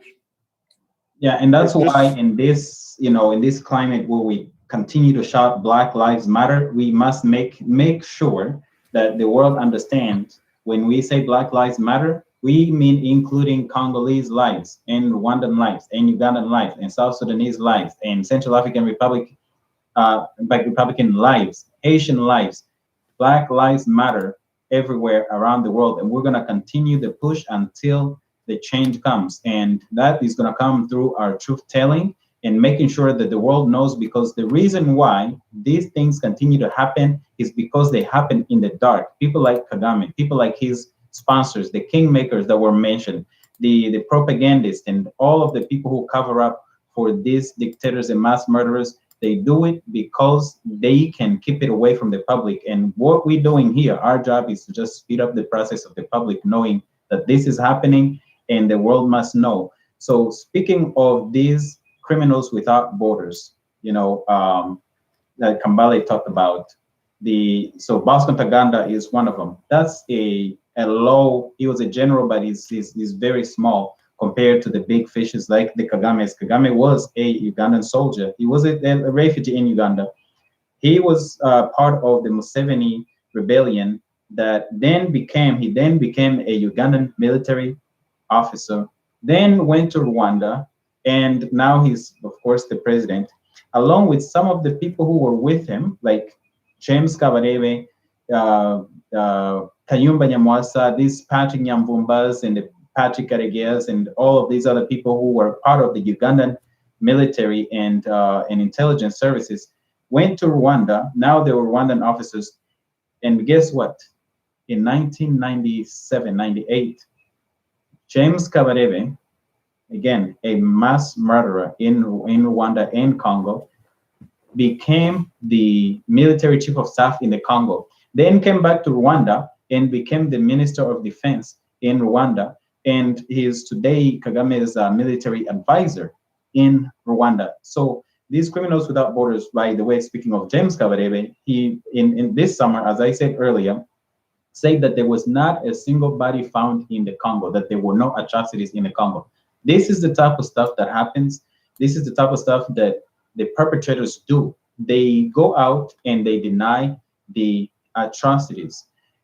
Now, I want to connect this to the world, and I want to use these analogies. But before I do this analogy, I want to encourage Judy and Freeman and Kambale to check the Q&A and engage the audience, because we have a very lively audience. If you could look in the webinar at the Q&A. I was actually reading that, Claude. I was going to allude to the fact that we have many people asking and making some remarkable comments. And let me start off with the comments, and then I have a few questions I want to throw in the queue for pretty much everyone. Tiff Tondu, he just say, thank you, Judy and Kambale, for your precious work. I'm equally grateful as well. And then Sosoma Do says, je ne comprends pas l'anglais, mais malheureusement, mais je tiens remercie Judy Weaver. Merci pour tout ce que merci pour tout ce que vous faites pour nous tous. Vous êtes la voix des sans voix. J'ai acheté votre livre Eloge. That's for Judy. And then we do have Yuri. Yuri just said that there will never be peace in DRC as long as Paul Kagame is in power. I do believe that as a people, we can make a difference, and we will make a difference. I think that this is, it's a duty. It's not just a one person kind of thing. We also have to come together as one, as one people and fight against all these atrocities. And I think there is a question. Oh, there's another comment here from Vision and Transformation. UN seems to be compromised already for a long time. That's an understatement, but when you see some of the work being done, you can definitely make that kind of assumption. I think it would be fair to say that. Prosper says that today Rwanda is the main transit hub of looted conflict gold and minerals from DRC. case studies reveal how traders linked to the Rwandan Patriotic Front are highly invested in these illegal operations. There have been multiple reports about this. Judy, there is a question for you. There are a few questions for you, and I'm wondering if we can jump right in it as well and keep the conversation going. The first question says, can Judy help us understand why the Vatican kept silent after many of her bishops, priests, nuns were murdered by RPF soldiers? Judy, any comment to that? That's a very good question. I don't have a full answer for you. What I do know is it is true. For example, in my book, I talk about, and it's not an exhaustive list, the priests, not only Rwandans, but Canadian priests and Spanish priests. And there's a Polish priest as well who were killed by the RPF. And there was sufficient evidence of who was behind those murders. And in all, you know, obviously the Vatican should have condemned those killings. Those were people who they presumably had links with. I mean, these were people doing the work of God in Rwanda and also Congo. They were killed. But I think the answer lies in realpolitik. Canada did not really condemn the RPF, even though it had evidence that 2 Quebecois priests were killed in 1994 and 97. And that's because Canada is very intricately linked politically, anyhow, to Washington, and Washington and Canada are big backers of Paul Kagame. The Vatican as well is a political entity. That's right. And the Vatican is not going to chart a new path. We have seen some popes take reformist stances on certain issues, like the communism, but they certainly are not going to stand up for victims in the Great Lakes as they should have, and stand up for freedom. And one of the reasons I think this is a long-winded answer is that to some extent the Vatican has been infiltrated. And so Paul Kagame was smart enough to send, after the genocide, some of its priests to the Vatican. And those people have lied and have shaped some of the policies there. So I think it's realpolitik and also infiltration. Thank you, Judy. There's another question for you. You might as well just knock it out while you're at it. This question comes from, we just had so many of them coming through. It says, Judy, do you have any information on private companies that profit from blood minerals? And he said that they are also part of the problem. That might be a good question for Kambale also. Yeah, right. Kambale, are you there? I'm here. I'm just having technical challenges with the bandwidth. I think the framework of blood minerals is dangerous because it creates the impression that, let's say, if we stop buying our cell phones today, the conflict will end. I think it's much more complex than that, because it's not just very specific minerals such as coltan and cobalt being extracted, right? Congo's resources are multiple, and Congo is so essential to modern day technology that as long as Congo is in the hands of Western nations, they'll be able to benefit from the chaos and from the resources there. The United Nations group of experts have published numerous reports since the early 2000s. I think that I always refer to the 2002 one. It's amazing. The reason why I talk about the 2002 UN group of experts report is that every single investigator in that paper received death threat. And I just tell you how essential that one was. In that one, they published 85 companies that were illegally pilfering Congo's resources. What we did is we extracted the names of these companies, so you don't have to read the entire report. You just have to go to conflictminerals.org, and you see the names of the companies. You will see, in the case of the United States, you had Kemet Electronics, you had Vishay. They had all these lists of corporations. There is one that was in Boston, Massachusetts. I used to remember the name, but I always mention it because this company was getting coltan out of the DRC. They were implicated by the UN group of experts. The CEO of the company was the Secretary of Energy of George Bush, the son. And whenever he was nominated as the Secretary of Energy, this case was going on. It was in 2001 that it was going through that process. But as it was going through that process, even in the hearing on Capitol Hill, the question of the Congo was not even asked to him. The question of the corporation he worked for, implicated by the UN group of experts, was not even asked. That just show you that Washington behaved almost as this was not in the news, that there was no report around the dealing of the corporations. So there are these 85 companies. Beyond that, there have been many more. So you have to look at it from the perspective of, it's not just a question of finding out, here, aspirin, right? They make aspirin, but they actually has a subsidiary company that was getting coltan in DRC.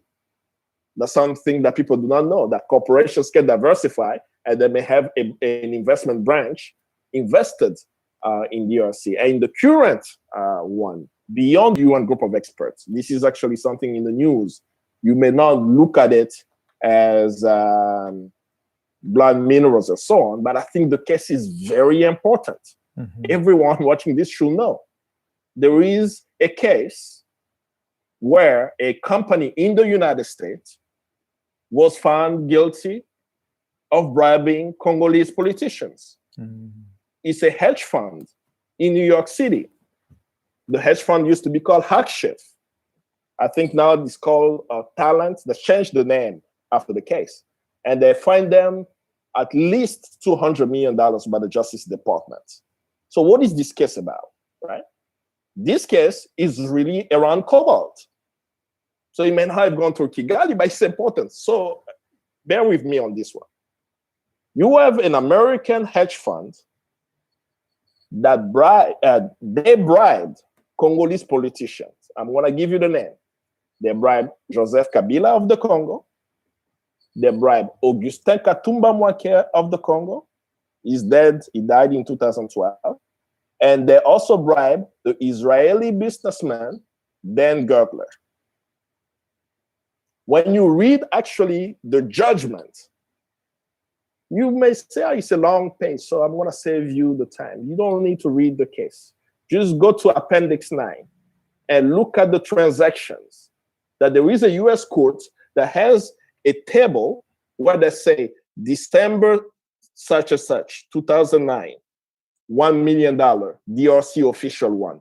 DRC official one is Kabila. December 9th, DRC official 2, 400,000. DRC official 2 is Augustin Katumba Mwake. December 31st, $400,000.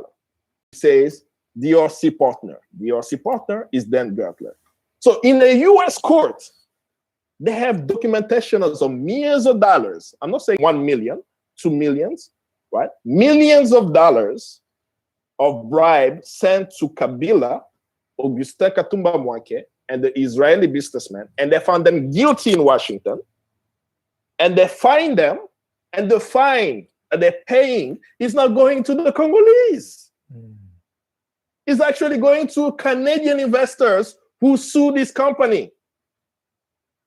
So the US Justice Department is waiting for Congolese and people of goodwill to send an email or a letter, an official letter, and say, wait a minute.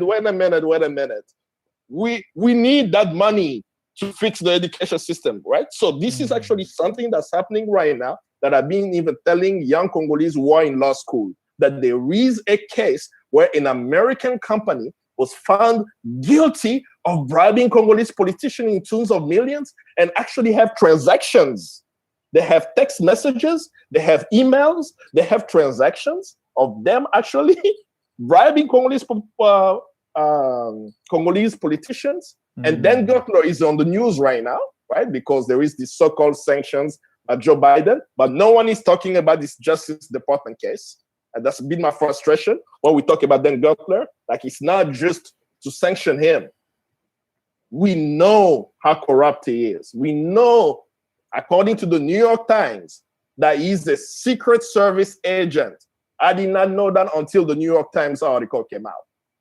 That he represented the Congo at the White House as the Congolese ambassador at large.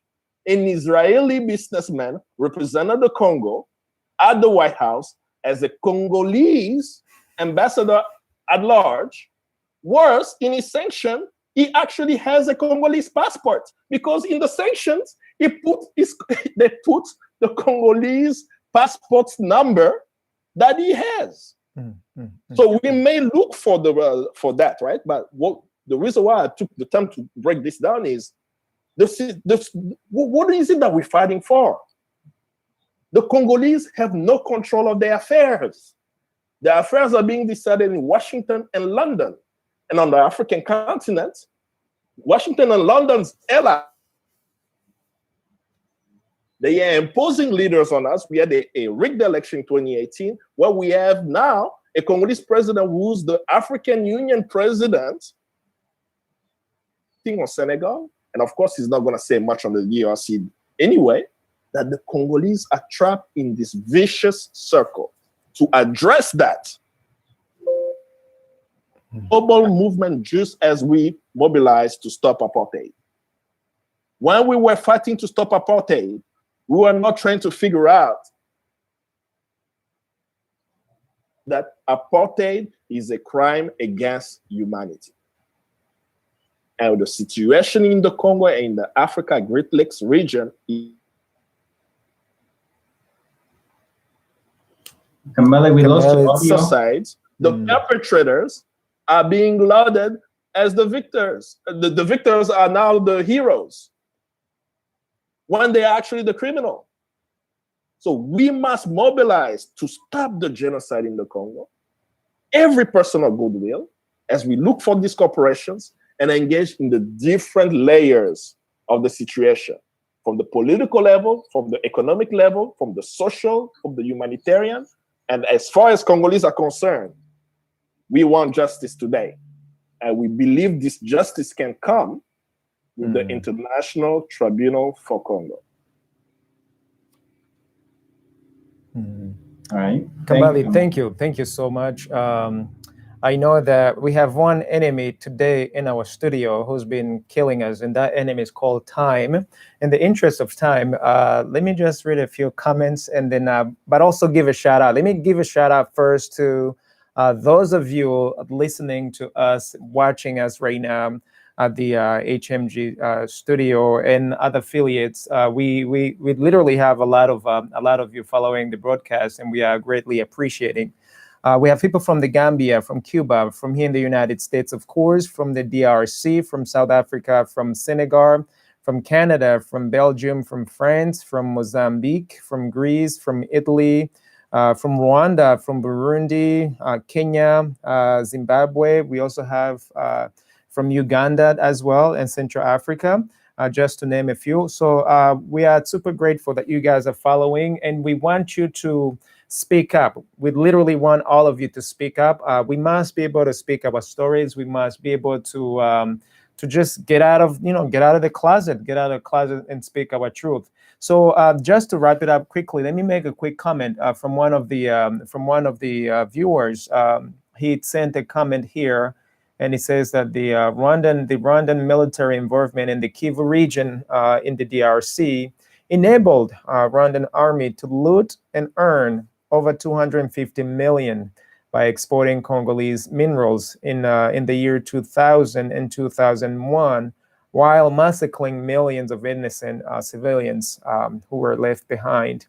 On that note, let me give it back to Claude, and let's try to wrap it up as much as we can. And just before I give it back to you, Claude, I know some of you do have so many questions, so many comments. For those of you that we are not going to mention, please don't feel offended. We are going to keep all your comments and all the questions that you have. We will have multiple broadcasts related to the Central Africa, related to the Congolese people, the DRC, Rwanda, and so forth. And so just trust and believe that we are going to literally speak up and speak on your behalf. But we're also going to involve you in the conversation. And with that in mind, Claude, let me give it back to you as well as we are prepared to wrap it up. Appreciate it, Freeman. I want to just share my my gratitude to everyone that's following from these various countries. I know a couple of them that weren't mentioned: Kenya, Zimbabwe, Haiti, the UK, and a few more. I would be remiss if I didn't put an accent to. We have Judy here. She's Canadian. That's to right. Canada's role in the destruction of the Congo, the looting of the minerals, and Canadians are quiet and scared to actually hear about what is happening in the Congo. I've spoken at Canadian universities multiple times, but to just even get them to open up at a university and speak, it's amazing how difficult it is that people are afraid of hearing the truth. And I think this is also the case for places like Belgium, where somebody like Judy goes to speak and they make so much effort to stop her from speaking. Recently, there was a campaign by some hate groups sponsored by the Rwandan government in Canada. That's right. That were trying to silence Radio Canada from actually having Judy speak. Mm-hmm. So now what I want to get at though is some countries, they act like they're innocent. Some countries are very guilty, and you can see it. I want to use this analogy to kind of paint the picture of what is happening in the Great Lakes region of Africa. Kambale talked about somebody being guilty, paying a fine, and the fine going to Canada instead of going to the Congolese people. There's also the Ugandan government that was found guilty of mass atrocities in the Congo, fined $10 billion. Not a penny has been paid to the Congolese or to anybody. This was by the ICJ, by the International Court of Justice, back in 2009 or 10, if I remember correctly. But this was more than 10 years ago, or around 10 years ago. So speaking of this the analogy that I like to use is slavery. How many of you in the audience, the thousands of you that are watching, would support slavery as we know it, given what we know today? Okay, I don't see any hands up. But really, and truly, anybody with a conscience would be against slavery. What we have going on in the Great Lakes region today is just what we had during slavery. It's the looting of resources. When slavery was happening 400 years ago, the resources were humans. It was us. They were stealing us, taking us from the continent, and bringing us to these Western countries to provide labor. Today, it's the minerals. It's the gold, it's the coltan, it's all these other resources that are coming from the Congo. Countries like Rwanda have enriched themselves, not the country, but leaders of those countries like Kagame have enriched themselves. The Kabilas of the Congo, the Musevenis of Uganda have enriched themselves at the backs of Congolese people who are doing child labor, child slavery, and all kinds of things that is horrible things that is happening to the people. Villages being destroyed. This is what was happening during slavery. It was sponsored and carried out by corporations. Kambale talked about it, Judy talked about it. It was covered up by the media, by the laws, and because it was legal, it was legalized, and the academics. Judy talked about that. And you also had local players, the African sellouts. Those are the Kagames, the Kabilas, the Musevenis who are selling Africans, who are selling our people for just a little piece of the pie, being leaders of these countries instead of us being liberated. And what we're doing here, as Kambale stated, is speaking truth to power, shining a light on the darkness that they bank on to make sure they do these things and get away with it. And by doing this, we are taking and helping our people take our own matters in our own hands. We absolutely, the Congolese people, the Rwandan people, and the people of Central Africa must take their destiny into their own hands. You look at South Sudan, you look at Uganda, you look at Rwanda, you look at Burundi, you look at Congo, you look at the Central African Republic, you look at all of the region, and you just see Western involvement in the looting and destruction of lives in that region. And the people do not know. The American people do not know the role of the US in the region. The Canadian people don't know.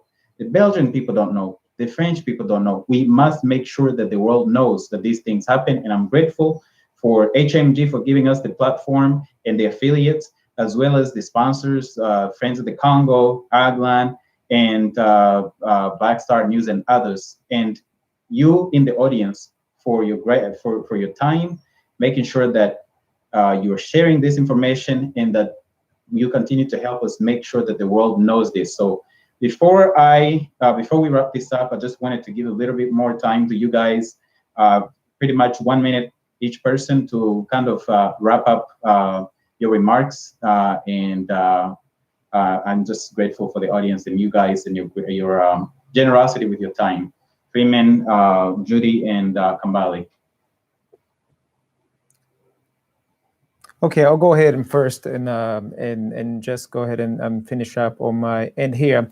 I'm just grateful that I am able to share the table with Judy, with Claude and Kambale, given the difficulties of the topics and also the intricacies and all kinds of drama behind when we do talk about Rwanda and the Rwandan issue as it stands right now.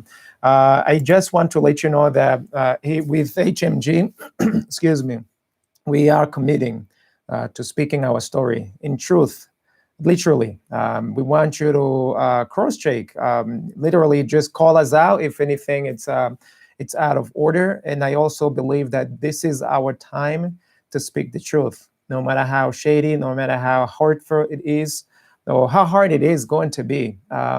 There are tremendous difficulties in telling the truth. We are prepared.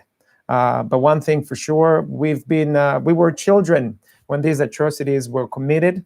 And now we're growing up, we're becoming men and women. Some people already have families 30 years after. And it is just sickening, and it's so sad that the fear has taken the best of our lives. We can literally, we can barely say anything related to those past. People have demons, dreams that they're dealing with on a daily basis, but you will never get to know because they have been conditioned to be silenced. And those who speak up, oftentimes, if they're not in these countries that where we can actually enjoy the freedom of speech, where you can speak your truth, your experiences, your testimonies, they are killed. They are literally killed. They are disappeared, and so many atrocities and tortures are being done to them. Again, I also want to call out all those of you mothers, sisters, people currently experiencing tragic experiences, tortures, death. We are with you, and we putting a shout out to you guys. We are going to fight on your behalf. Those of you with the voiceless lives right now who can speak on your own behalf, we will speak on your behalf, and we will do the best to do that.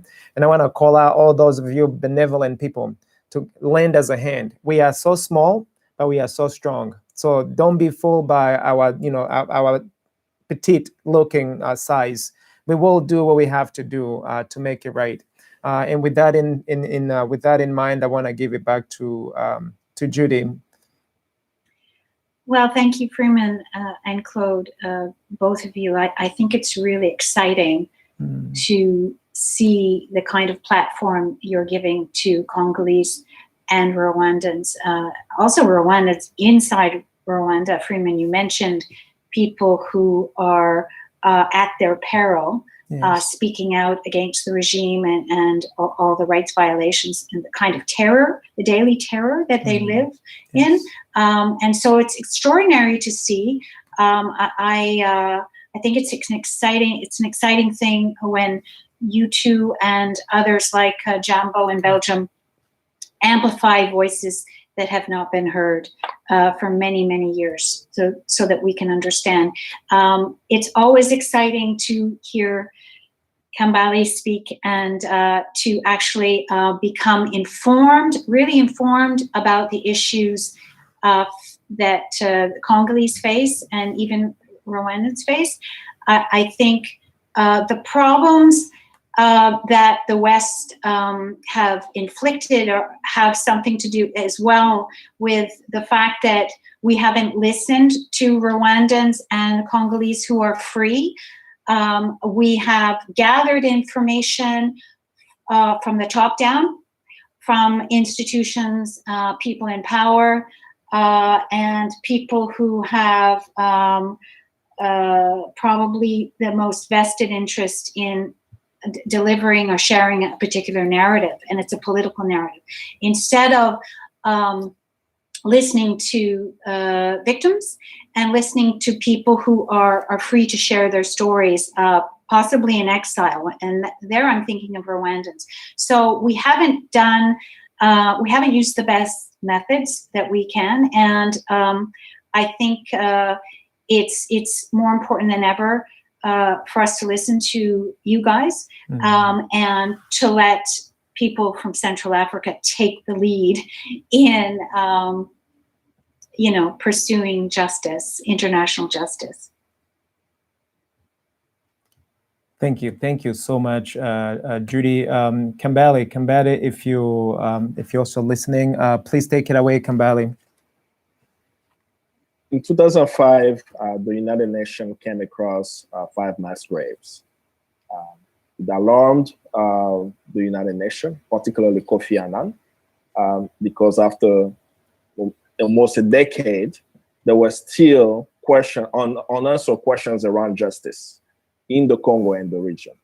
This started the process of the creation of a group of experts working with Congolese on the ground to write the UN Mapping Exercise Report, a very important report, published on October 1st, 2010, calling what's happening in the Congo war crimes, crimes against humanity, and possible genocide if proven in a competent court.